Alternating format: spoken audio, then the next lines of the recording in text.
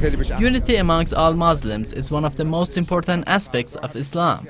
This day is very special and important because all Muslims unite to celebrate Prophet Muhammad's birthday. The birth anniversary of Prophet Muhammad is being celebrated by all Muslims. Today's celebrations is amongst many throughout Muslim communities. This is a day where Shia and Sunni Muslims come together in unity.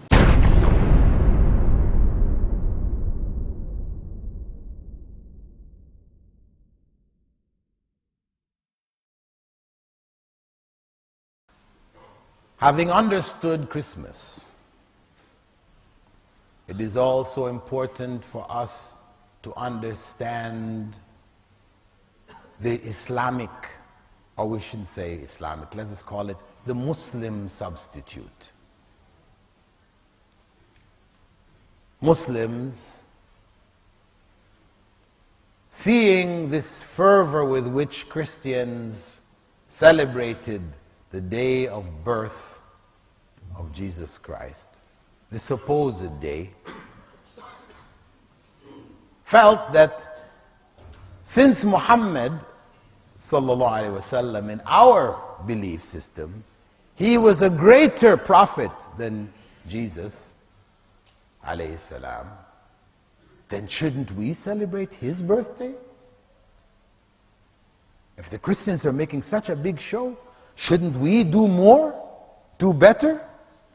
So, 400 years after the death of Prophet Muhammad sallallahu alaihi wasallam, Muslims began to celebrate the birthday of Prophet Muhammad sallallahu alaihi wasallam.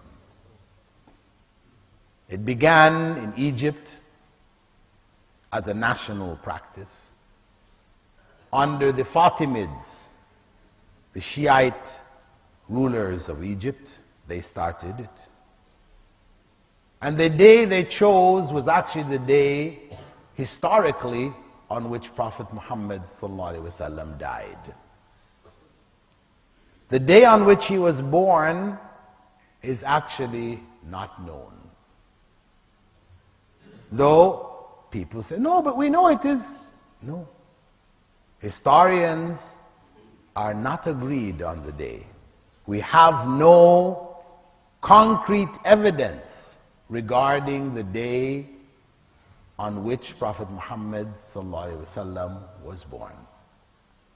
The only concrete evidence we have is the practice of Prophet Muhammad ﷺ to fast on Mondays, and when he was asked about fasting on Mondays, one of the answers that he gave was, it was the day on which I was born.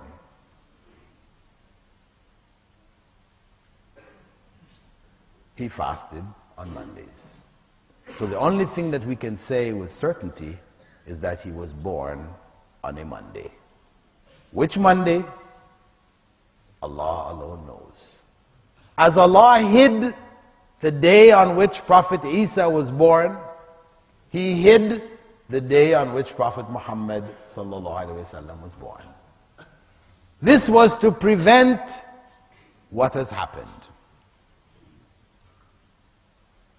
To make it difficult to leave evidence to people that people have gone astray in this matter.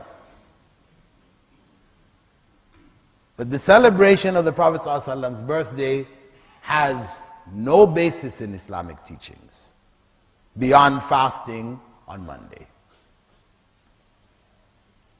So, as Muslims, this innovation, which has become widespread, beginning from Fatimid rulers in Egypt, spreading over the Ummah today, till now you have huge celebrations, people going down the streets, lights, song, dance, you know, the whole 9 yards, as they say, going on in the Muslim world today. Huge celebration, the Mawlid.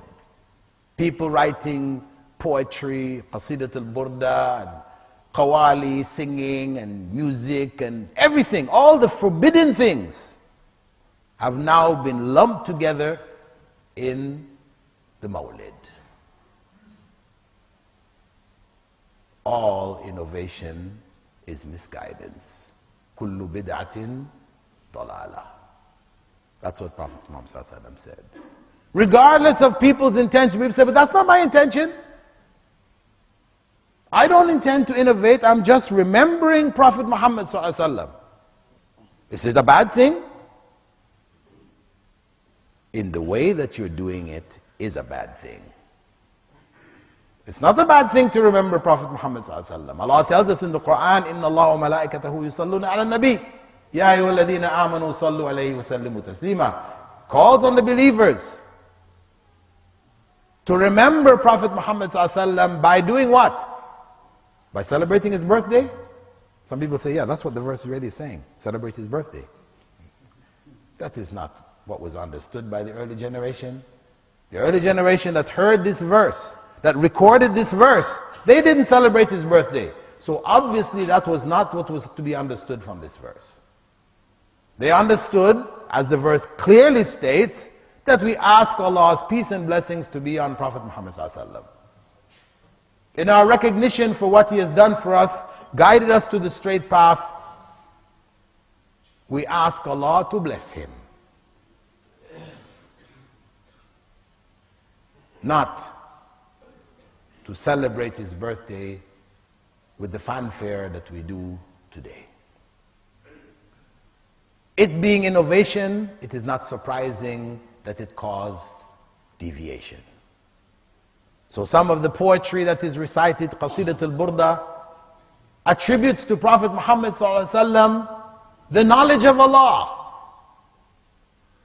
They give the attributes of Allah to Muhammad ﷺ in this poetry, which they recite regularly, religiously, on his birthday and on other occasions. Innovation, misguidance.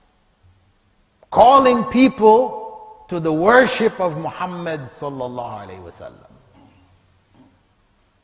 And so we have Muslims today who call on Muhammad sallallahu alaihi wasallam. We see it in the masjids, where they will put a plaque on one side of the mihrab saying, Ya Allah. And on the other side it will say, Ya Muhammad. What does that mean? Ya Allah, Ya Muhammad. We understand Ya Allah. Oh Allah, answer my prayers. Ya Muhammad. Sallallahu alayhi wasallam, yes. But Ya Muhammad, oh Muhammad, what? We're calling on him to do something for us? People believe that today. And that is misguidance. That is shirk. Muhammad sallallahu alaihi wasallam can do nothing for us in this life. He did what he did. Each and every one of us who has accepted Islam, he is rewarded for, because we are a product of his work. So he benefits. But he cannot benefit us directly in that we can call on him and he will answer our prayers and do things for us. That is Allah. Allah said, Ud'uni astajib lakum. Call on me and I will answer your prayers. Only Allah can answer our prayers. This is the true Islamic belief, and this is what we need to renew, put these practices back in their correct context. Renew our relationship with Allah subhanahu wa ta'ala, a relationship of ibadah, of worship, in the purest way possible. This is Islam.